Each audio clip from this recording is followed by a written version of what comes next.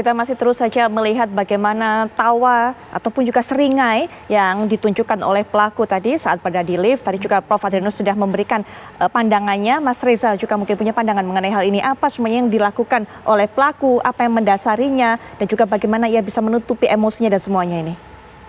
Saya harus hati-hati nih mendengar perspektif dari Dr. Danardi dan Profesor Adrianus. Saya jadi tercenung membayangkan jangan-jangan saya sedikit banyak psikopat juga gitu. Serius. Tapi begini, kita tidak sedang bicara tentang orang yang anggaplah punya abnormalitas titik, tidak.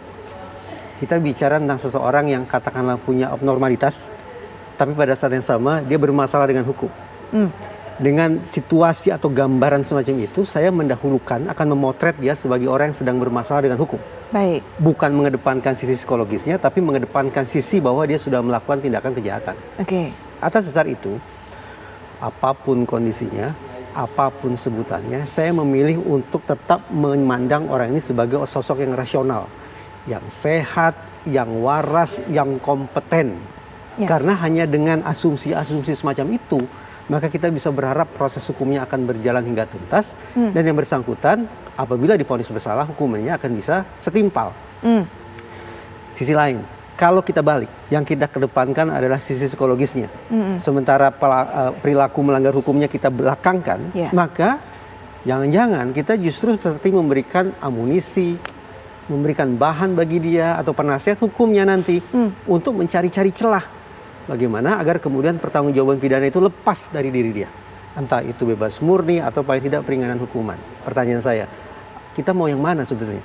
Mau orang ini dihukum atau tidak? Tentu jawabannya adalah kita ingin orang ini dihukum.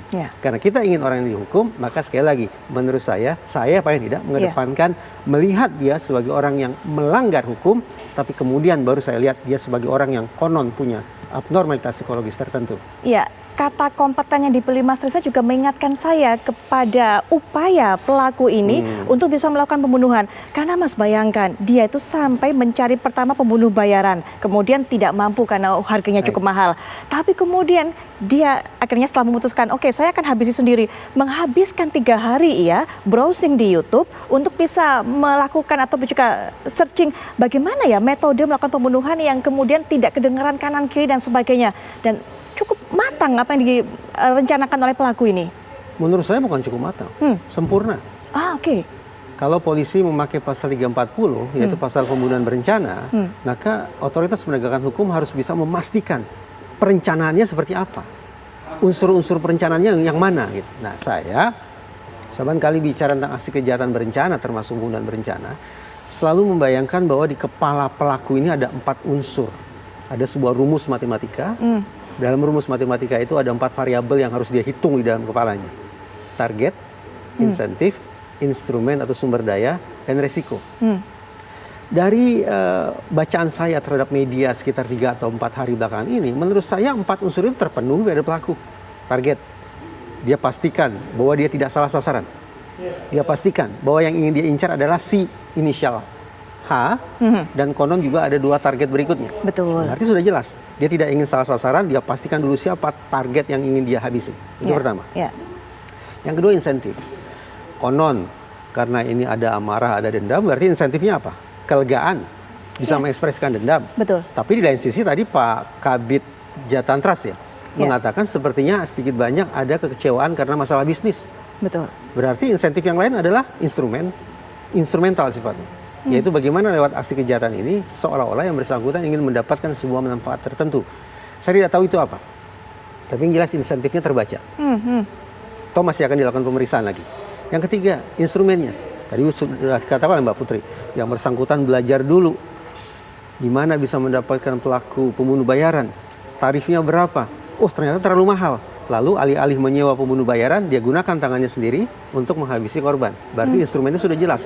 Kemudian dia cari di mana dia bisa melakukan aksi itu.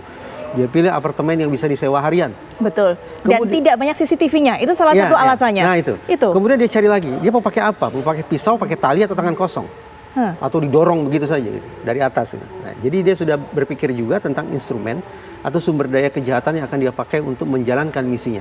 Dan yang keempat, yaitu resiko.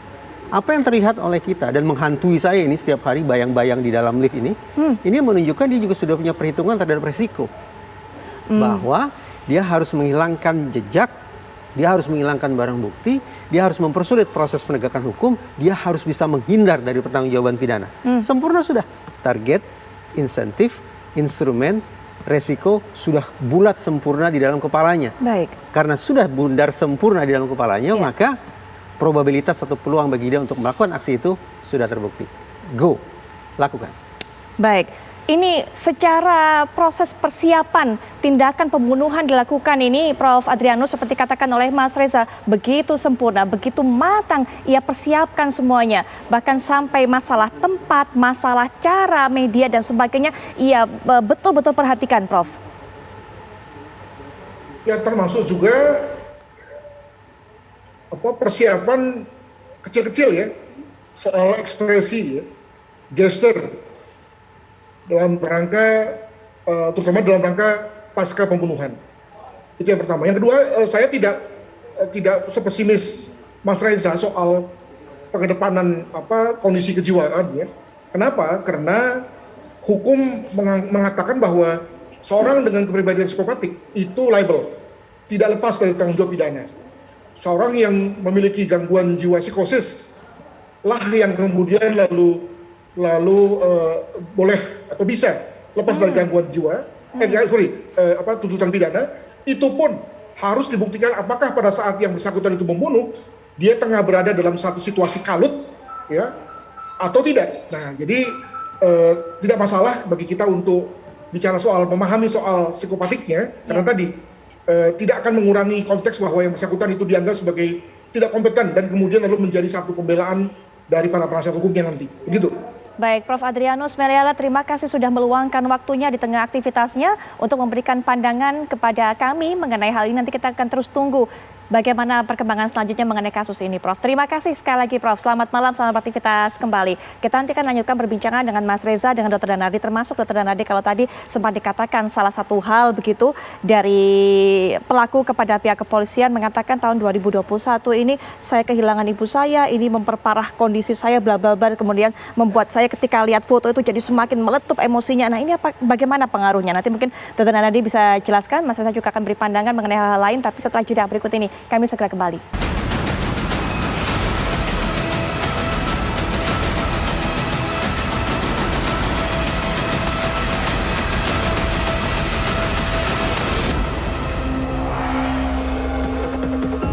Kita lanjutkan perbincangan, pemirsa. Dr. Danardi mengulang tadi sebelum jeda saya sempat katakan bahwa dari keterangan, setidaknya ini pengakuan dari pelaku bahwa ada sebuah kejadian momen di tahun 2021 dia kehilangan ibunya sehingga ini semakin membuat ia terganggu, kondisinya semakin emosional. Apakah ini bisa dijadikan salah satu alasan atau artinya dalam kasus-kasus yang pernah ditemui oleh Dr. Danardi, hal-hal seperti ini apakah kemudian bisa menambah emosi dari seorang pelaku atau orang yang mungkin menderita gangguan jiwa dan sebagainya sehingga kemudian ia semakin impulsif, semakin ingin segera untuk menuntaskan niatnya atau menuntaskan dendamnya.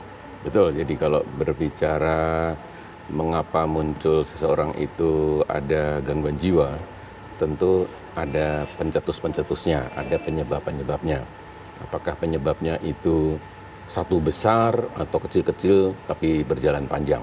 Jadi kalau tadi saya berbicara di gangguan kepribadian, itu biasanya di pola asuhnya itu mengalami tindakan yang dibully, disakiti, di posisi terpojok terus, dan itu terus-menerus, sehingga perkembangan karakter kepribadiannya ke arah menjadi antisosial.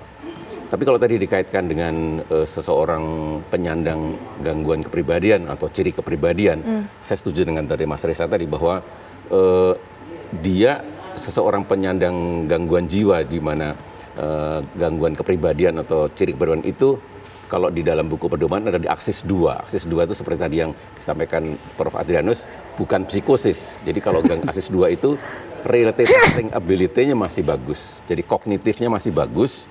Dia masih kompeten, dia masih kognitifnya masih bagus, dia bisa merencanakan sesuatu, dia bisa bertanggung jawab pada tindakannya. Jadi kalau dia meskipun didiagnosis gangguan jiwa, gangguan kepribadian, melakukan tindakan hukum seperti ini, hukum sepantasnya atau mungkin malah lebih berat. Baik, jadi supaya seharusnya kapok ya. tidak Nah, masalah kapok ini juga, apakah kemudian bisa membuat kapok atau bisa membuat jerah orang dengan punya kondisi seperti ini dengan diberikan hukuman, Dok? Apakah Moga-moga bisa kan gangguan kepribadian itu kan juga ada spektrumnya. Kalau spektrumnya itu masih setengah, moga-moga juga akan belajar dengan pengalaman bahwa dia mendapat sanksi, dia mendapat hukuman, dia mendapatkan sesuatu yang tidak baik, dia dipermalukan. Moga-moga itu sebagai terapi justru. Baik, nah Dok, ini mungkin kita bisa lihat sambil di layar kaca, mungkin kita akan tayangkan lagi ekspresi gestur yang ditunjukkan oleh pelaku awalnya ini sebelum masuk lift, sebelum melakukan eksekusi. Apakah ini cukup menunjukkan kegelisahan, gestur-gestur seperti ini, Dr. Darnardi, termasuk nanti kita akan juga bandingkan saat ia memegang troli dan saat ia kemudian dihadapkan oleh pihak kepolisian kepada rekan-rekan media, kepada publik. Apakah masih sama ketenangannya dan sebagainya? Ini cukup terlihat gelisah, Dok, seperti ini? Ya, jadi kalau kami sebagai dokter itu selain melakukan observasi, itu juga melakukan wawancara, melakukan verifikasi bahwa mengapa Anda mondar-mandir. Apakah itu menunjukkan kegelisahan atau bagaimana? Jadi artinya bahwa kita tidak cukup hanya dengan membaca gestur saja, tapi kita harus memverifikasi. Termasuk juga barangkali kita melakukan instrumen, dan instrumen itu misalnya dengan apakah rating scale, Hamilton, bahwa memastikan bahwa oh iya dia dalam keadaan kecemasan. Jadi artinya kita jadi kuat. Iya gestur, iya diverifikasi dengan wawancara, mungkin dengan instrumen, itu akan menjadi lengkap. Ya, ini juga sambil kita lihat, ini kita bandingkan antara kemudian sebelum melakukan bolak-balik, sepertinya cukup gelisah, berbeda dengan ini sekali lagi pandangan saya orang awam ya, Dok.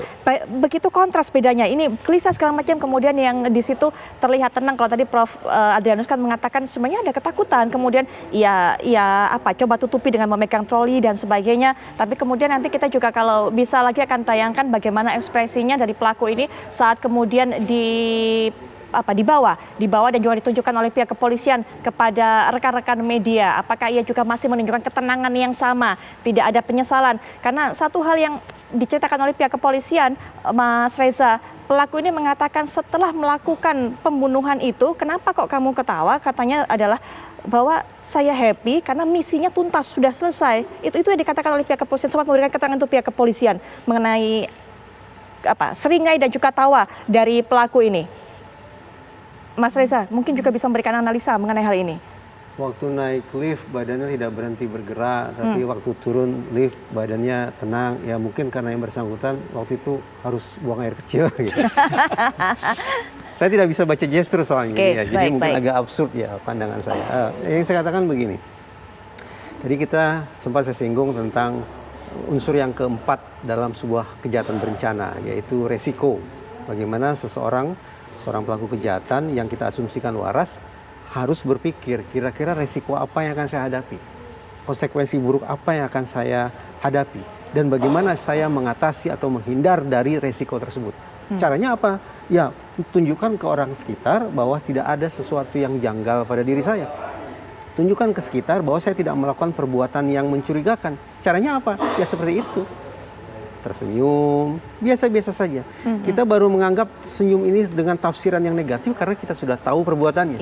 Tapi andai kan kita tidak tahu perbuatannya, kalau kita tidak tahu isi keranjangnya, maka kita anggap, oh ini orang memang yang tulus. Apalagi dengan latar belakang pekerjaannya sebagai rohaniawan, ya kita anggap ya bagus. Rohaniawan memang tersenyum, ramah kepada banyak orang, itu bagus. Tapi setelah kita tahu perbuatannya, baru muncul tafsiran-tafsiran yang serba negatif terhadap yang bersangkutan. Itu sebabnya semakin memperkuat pandangan saya bahwa bukan berarti dimensi psikologis atau dimensi kejiwaan itu tidak penting untuk dianalisis. Silakan saja. Tapi karena kepentingan utama saya bukanlah bagaimana orang ini bisa sembuh, bukan itu.